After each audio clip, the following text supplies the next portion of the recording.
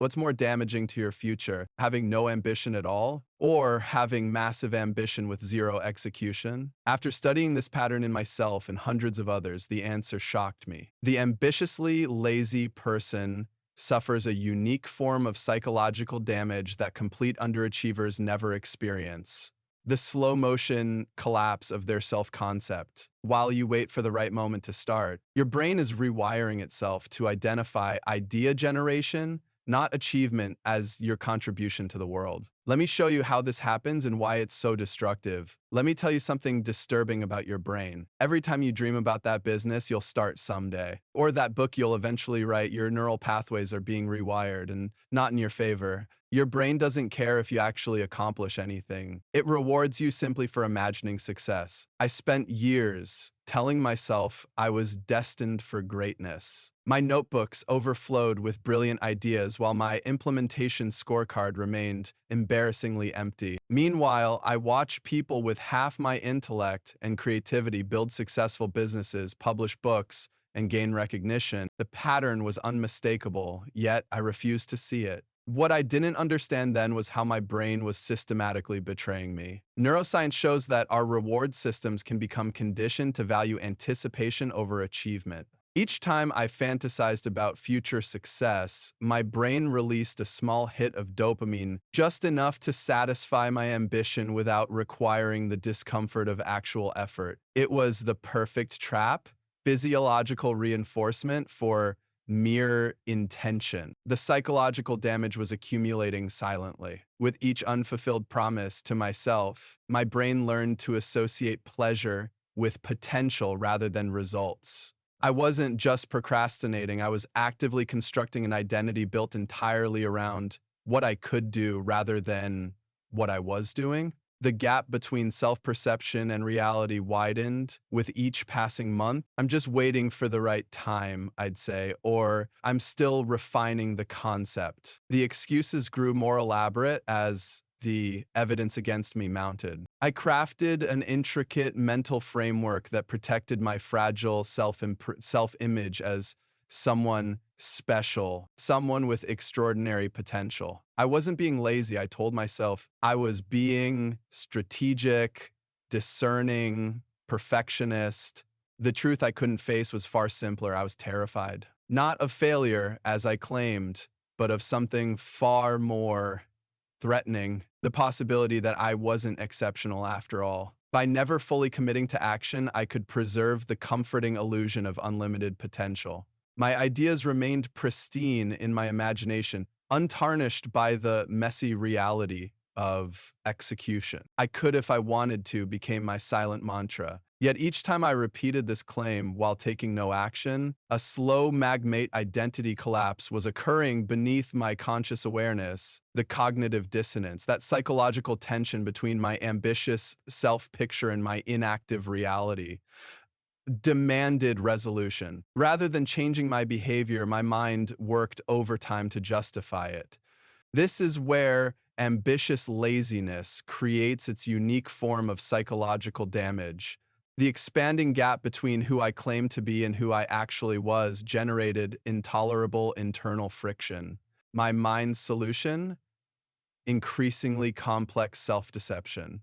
I began redefining success in ways that required no verification. I elevated thinking and planning to achievements in themselves. I dismissed others' accomplishments with sophisticated critiques while protecting my own ideas from any standard of measurement. Psychologically, what was happening was textbook cognitive dissonance, the mental distress that occurs when our actions contradict our beliefs about ourselves. But instead of resolving this dissonance by taking action, I resolved it by deepening my self-deception. Each rationalization strengthened my false identity while pushing me further from authentic achievement. The most insidious aspect of this cycle was how my reward system had been completely hijacked. I was receiving all the emotional benefits of identifying as ambitious without experiencing any of the discomfort of effort. My brain had learned that simply planning was enough to trigger satisfaction, creating a short circuit in the natural progress toward achievement. Like a lab rat pressing a lever for dopamine, I returned repeatedly to idea generation, while avoiding the vulnerability of execution. That dopamine-fueled cycle of planning without execution might have satisfied my brain, but it was quietly destroying my relationships. It's a particular kind of heartbreak that comes when someone who once believed in your potential finally sees through the smokescreen of your ambition. It's not just rejection, it's being recognized as a fraud in the most intimate arena of your life. I can't be with someone who talks about everything but does nothing. When my partner spoke those words, it felt like being punched in the stomach. Not because it was cruel, but because it was true. After years of grand proclamations and elaborate plans, they had finally reached the breaking point. What made it worse was realizing they weren't the first person to notice this pattern. Friends had gradually stopped asking about my projects. Family members' enthusiasm had slowly transformed into polite nods. I had created a specific relationship pattern without even realizing it, attracting people with the shimmer of my apparent potential, then slowly disappointing them with my complete lack of follow-through. The most painful part wasn't losing the relationship. It was the sudden clarity with which I could see myself through their eyes. While I had constructed an elaborate internal narrative about my special process and unique approach to achievement, others saw a simple truth. Someone unwilling to do the work, I dismissed their concerns as them not understanding my vision or failing to appreciate my methodology, when in reality, they were seeing my behavior with crystal clarity while I remained willfully blind to my own patterns. There's an uncomfortable truth that ambitious but inactive people must eventually face. The people who care about you will stop believing in your potential if you never convert it to reality. It's not that they want you to fail. It's that watching someone repeatedly avoid effort while clinging to grandiose self-image becomes exhausting. This erosion of trust is particularly devastating in romantic relationships, where the emotional investment runs deepest. When someone loves you, they initially buy into your vision of yourself, but they also watch your daily choices more closely than anyone else. I realize now that I was using future success as a shield against present vulnerability. Whenever my partner would point out inconsistencies between my stated ambitions and my Netflix watching reality, I would deploy sophisticated defenses. I'd reference some new idea I was developing or explain how I was in an important research phase. I wasn't just deceiving them, I was protecting myself from having to confront the risk of genuine effort. This defensive pattern becomes especially toxic when others in your life begin to succeed.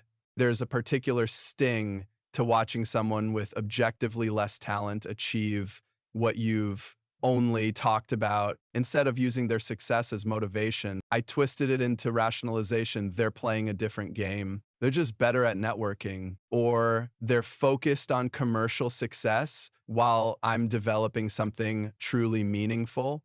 Each excuse further cemented my inaction while creating a toxic cycle of resentment, both toward others for succeeding and toward myself for doing nothing. What I didn't understand until it was too late was that the most devastating cost of ambitious laziness isn't the lost opportunities, it's the lost connections. People don't abandon you because you tried and failed. They distance themselves because you refuse to try at all. This creates a particularly painful form of isolation. You end up surrounded by people who either don't know you well enough to see through your excuses, or who no longer expect anything real from you. The collapse of my relationship forced me to finally confront the enormous gap between who I claimed to be and who I actually was. The identity crisis that followed wasn't just about my failed relationship. It was about facing the fraudulence at the core of how I'd been living. I had to ask myself whether my ambition was even real,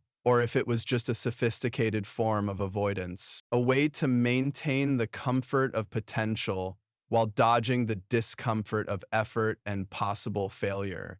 Here's the stark truth I had to face. What I called ambition was actually an elaborate shield protecting me from the vulnerability of genuine effort.